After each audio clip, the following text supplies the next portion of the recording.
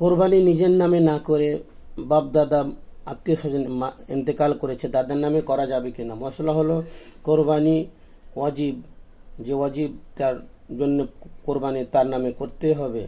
তাই বাড়ির অভিভাবক যিনি, তার নামে যেহেতু কোরবানি ওয়াজিব, তার নামে একটা কোরবানি জবাই হালাল করতে হবে। তারপরে আপনি নিজের আত্মীয় স্বজন যেনারা ইন্তেকাল করেছেন তাদের নামে দিতে পারেন।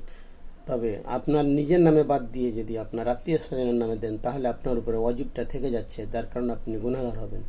আর কথা হলো যে জীবিত মৃত্যু একই জানোয়ারে নাম দেওয়া যাবে কিনা? অবশ্যই দেওয়া যাবে। জীবিত মৃত্যু একই জানোয়ারে নাম দেওয়া যাবে, এবং এমন পর্যন্ত ফতোয়ার কিতাবের মধ্যে লেখা আছে যে কোরবানি জানোয়ারের মধ্যে কেউ যদি আকিকা করতে চায় তবু তার আকিকার নামও ভরা যাবে, কোনো অসুবিধা নাই। আপনারা কোরবানিটা খালিস লিল্লাহ, আল্লাহর জন্য করার চেষ্টা করবেন। এত কোনো